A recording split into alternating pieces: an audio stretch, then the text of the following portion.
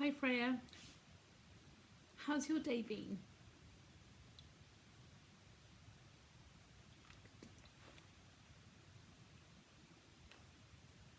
Ready for tonight's story? It's called Bless You. It's about a little elephant.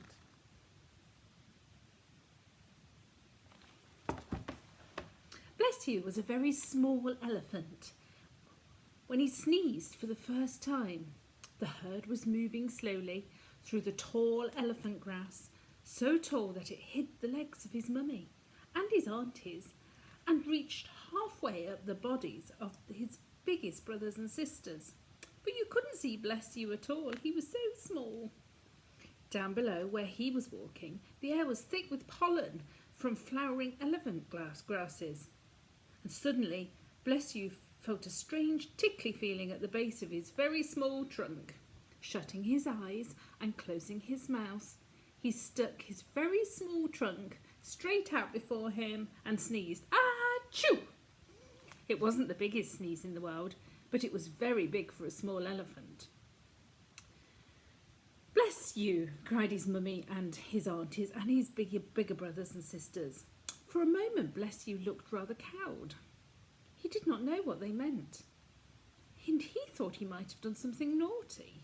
He hung his head and his ears dropped. But the herd moved on through the tall elephant grass without taking any further notice of him, so he soon forgot to be unhappy. Before long, Bless You gave another sneeze, achoo, and another, this time, and each time he sneezed, and his bigger brothers and sisters cried, Bless You. They did not say this to any of the other elephants. Bless You noticed, because none of the other elephants sneezed, of course. So he thought, that must be my name. At last the herd came out of the tall elephant grass and went down to the river to drink and to bathe, and Bless You stopped sneezing. Poor baby, said his mummy, touching the top of his hairy little head gently with the little tip of her trunk. You've got awful hay fever. And what a sneeze he's got, said one of his aunties. It's not the biggest sneeze in the world, but it's very big for a small elephant. The months passed, and Bless You grew, very slowly, as elephants did. But so did his hay fever. Worse and worse it got, and more he sneezed as the herd moved through the tall elephant grass. Every few minutes, Bless You would shut his eyes and close his mouth and stick his very small trunk straight out in front of him. Achoo! And each time he sneezed, his mummy and his aunties and his bigger brothers and sisters cried, Bless You! But although Bless You was not growing, this is Bless You sneezing.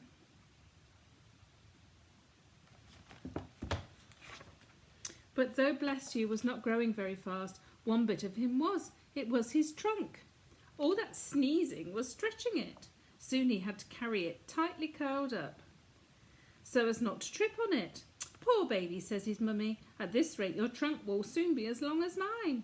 But Bless You only answered, Achoo! Can you see how big Bless You's trunk's got now? It's all curled up. It's bigger than him. Must drag on the floor. Don't worry, my dear, said one of his aunties. The longer the better, I should think. He'll be able to reach higher up into the trees than any elephant ever has, and he'll be able to go deeper into the river, using his trunk as a little snorkel.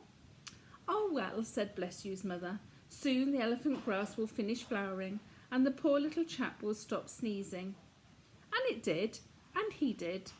The years passed, and each year brought the season of the flowering of the elephant grasses that shed their pollen and made Bless You sneeze. And each sneeze stretched that trunk of his just a little bit further. By the time he was 5 years old, he could reach as high into the trees and go as deep into the river, using his trunk as a snorkel, as his mummy and his aunties. By the time he was 10 years old, he could reach higher and go deeper. And by the time Bless You was 20 years old and had grown a fine pair of tusks, he had, without doubt, the longest trunk of any elephant in the whole of Africa.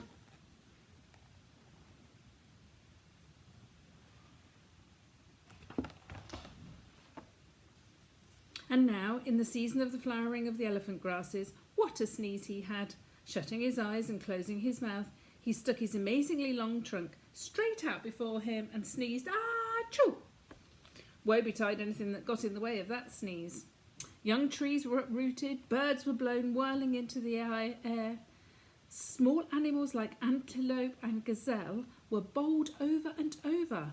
Larger creatures, such as zebra and wildebeest, stampeded in panic before that mighty blast. And even the king of beasts took care to be out of the line of fire of the biggest sneeze in the world.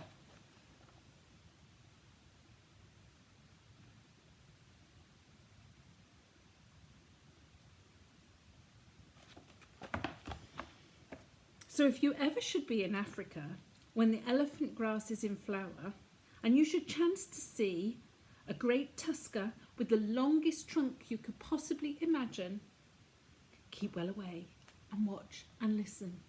You will see that great tusker shut his eyes and close his mouth and stick his fantastically, unbelievably, impossibly long trunk straight out before him, and you will hear, "Ah-choo!" And then you know what to say, don't you? That's right. Bless you. And that's the end of tonight's little story about Bless You, the elephant with the sneezy trunk. Now it's time for little Freya to wrap up her little trunk and crawl into her little bed, close her eyes and go to sleep. Love you, Freya. Good night. Sleep tight, darling.